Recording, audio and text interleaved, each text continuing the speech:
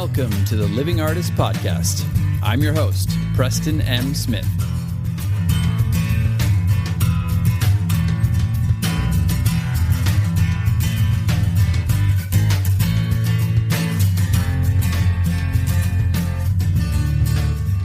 Hey, everybody.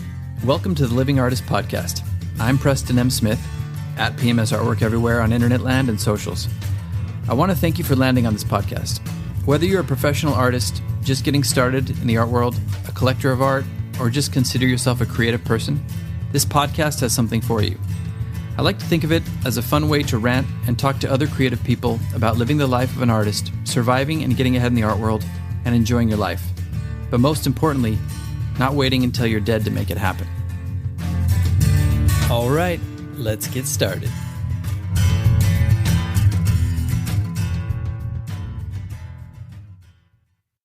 Okay, hold up. Let's try that again. Welcome to the Living Artist Mumford. Podcast. I'm your host. Mumford.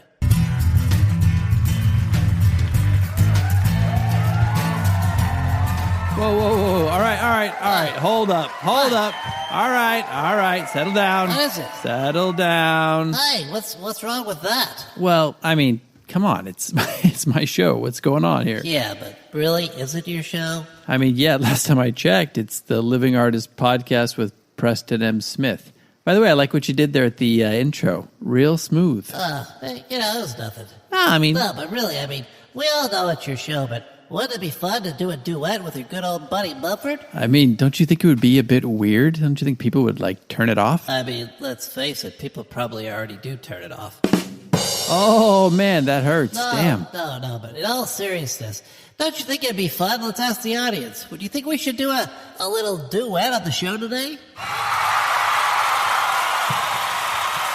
There you have it. The crowd has spoken. Yeah, clearly. All right, well, look, this might be fun. Let's do this as a little exercise. Hey, there you go, bucko. Yeah, we could do it as an experiment. I'll keep you honest. Okay, you'll keep me honest. All right, so how do we start? We could start the way you always start, with some pithy expression or aphorism or insight. Oh! No, but really, why don't we start with one of an update? How about an update on Singulart? Haven't you been paying for their service now for a month?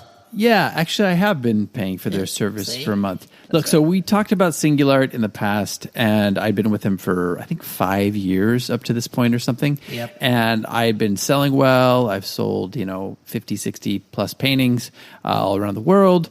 And, it's a 50% commission, which is pretty steep. It's pretty standard for a legitimate gallery, but it's fairly pricey for an online art marketplace up to this point. And, I was okay because I was selling. I was just kind of marketing my work up a little bit to kind of make up the difference. But recently they started rolling out this pay to play service where you have to pay for a certain tier of service, whatever. You have three levels, and the more you pay, the more bells and whistles you get. Okay, but hold up. Mm-hmm. Yeah, it seems to me that you have, in the past, have said that you were going to give an update on Singular. Is that correct? Yeah. I was waiting a little bit. Listen, buddy boy, no time like the present. Let's hear it. Okay, well, what do you want to hear? Oh, I don't know. Is it worth it? Has it paid off? All the regular questions. Come on. Well, it's too early to tell still, but... Next answer. What? It's true. Look. I'm here for one reason and one reason only. That's to keep you honest. Is it worth it? Oh, man, you're going to hold me to it, huh? Okay, well, if I had a gun to my head and I had to give an answer right now, I would say it has not been worth it, actually. All right. Finally, a real answer. Okay. Yeah. All right. I get you. I understand where you're coming from. Yes, yeah, it does feel obvious. good. I always like to give people the benefit of the doubt, and I want to, give it some time and see how it goes. Of course, it's early. But yeah, to be honest, sales pretty much dropped off a cliff right away. I know it's not a thing where you're selling all the time on these marketplaces, but it just kind of seems like there was a push to sell my work before I got on there. And then the moment I got on there, sales dropped off. Yeah. And it could be a coincidence, but it's just one of those things where we always talk about pay to play on this podcast. And I'm going to be honest, it does feel a little pay to play. Now, I'm going to hold out a little bit longer. That's the heads up here. I'm going to hold out for a little bit and give it more of a chance to come around, because I think they are probably trying to establish their own equilibrium as well. But as of the moment, I mean, I'm getting the same services for stuff that I used to get for quote unquote free and for a hefty commission, and nothing's really happening. So, buyer beware at this point. Look, I'm probably going to give you an update again down the road and let you know what I think is happening, I'll hold you to it, at a later stage, because I do think they're probably going to be panicking a little bit. Like, oh man, things are not happening. People are dropping off. Artists are dropping off, and they might have to roll back some things, or they might have to just up their game a little bit. And I have been appreciative of Singular in the past, and I've liked what they've been doing and a lot of their tech and stuff. So I'm in their corner. I want it to work, but I just don't want them to be gouging artists along the way in the process, right? Yeah, of course. I mean, that's what we all are saying here. I get it. It is a little pay to play. Everybody wants things to work out, but if it's not, you just gotta cut the cord, man. Nip it in the butt.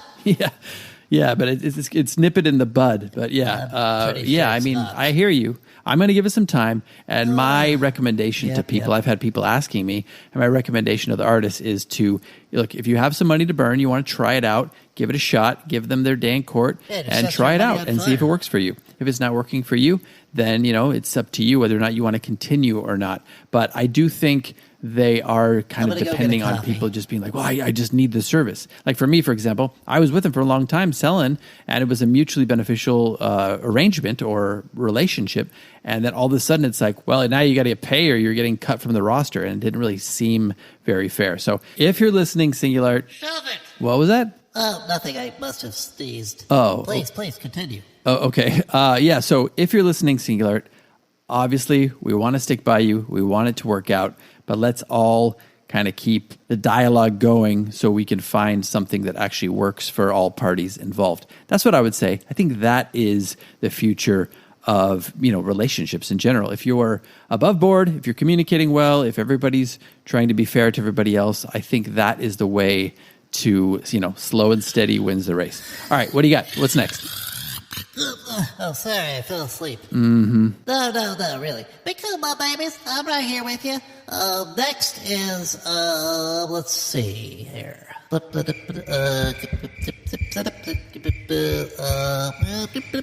right. Should I just leave here? I'm just joshing you. Okay. How about this one? Where do you get your inspiration from? Oh, God. Next. I was just kidding. Okay. But really, I got something here, and it might be a little apropos of what we're talking about here, and that is an alter ego. Is there any function or relevance to having an alter ego in the arts? Oh, wow. That's actually a good question. I'm surprised. So Thank you.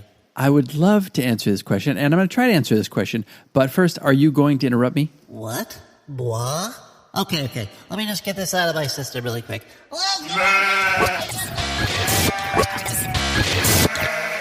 You may proceed. All right. You good? Okay. Awesome. I guess I have the floor now. It's a really interesting question. And we've talked about it in a few ways in the past as far as like creating a story or creating a persona. It's kind of like that, an alter ego. I've seen this used in certain formats in the art world where it's almost like it functions as like a way of bouncing ideas off of yourself. It's like Dr. Jekyll and Mr. Hyde, or good cop, bad cop even. It lets you decipher meaning a little bit stronger. Like for me, sometimes if I'm thinking about something or I'm being too nice, I will think like, what would Mumford do in this situation? And it just gives me like a little bit of a middle ground to find, or an equilibrium to establish, because I do think sometimes we are too nice.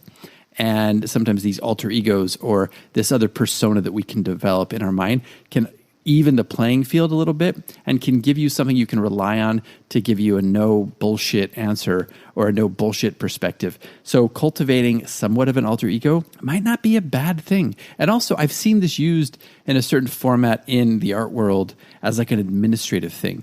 Like because we do so much as artists, because we are doing a lot of the administrative stuff ourselves and a lot of the grunt work ourselves, to almost develop a person like an alter ego who answers your emails or who does some of the administrative work for you, or who can handle some of the hard hard no's or the hard yeses, the decisions you have to make, sometimes that can be essential to do and to use because like if it's just up to you and you've got to be the person who says yay or nay to anything and everything under the sun, well, that might give you a little anxiety or it might bog you down. Whereas if you have some sort of alter ego or persona that you've developed to take care of this for you, it's not like split personalities, like although split personalities were kind of developed to protect you and to do things that you couldn't handle and to protect you from trauma. I'm not saying that. I'm saying develop a healthy persona / alter ego of somebody who can take care of some of the hard things for you, some of the administrative things for you, some of the hard questions, be a barometer or somebody you can like bounce ideas off of,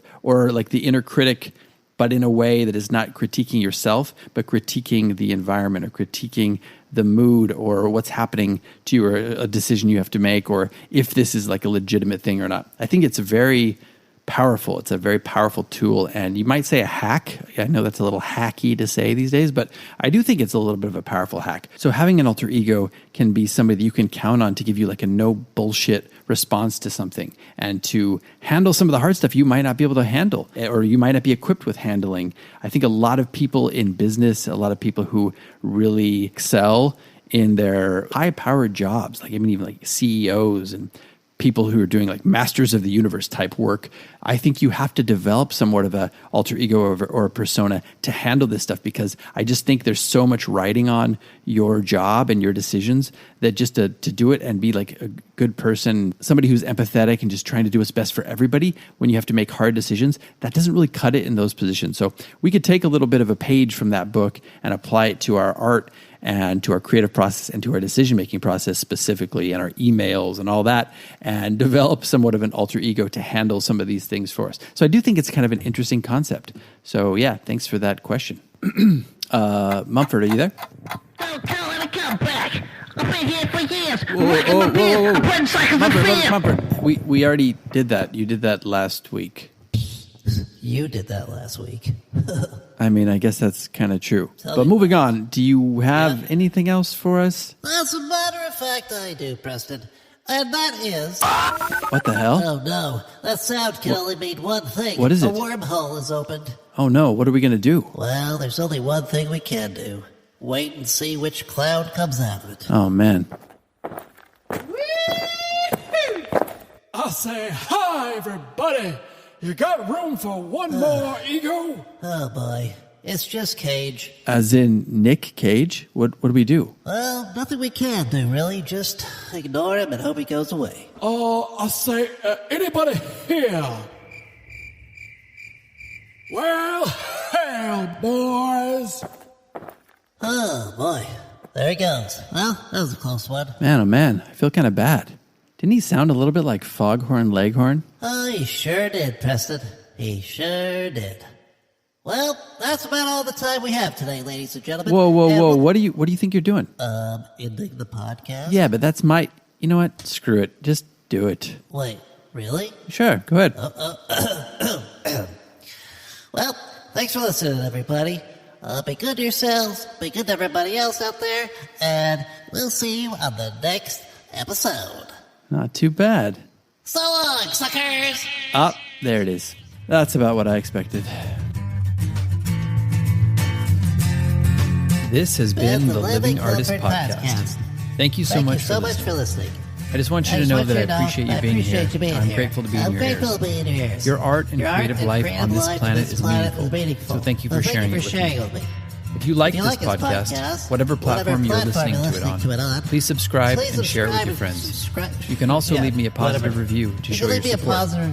This helps me to reach more people with the algorithmic magic and keep the show going strong. If you want to see more of what I do and check out the art that I create, you can visit my website at www.pmsartwork.com or follow me on social media everywhere at PMS Artwork.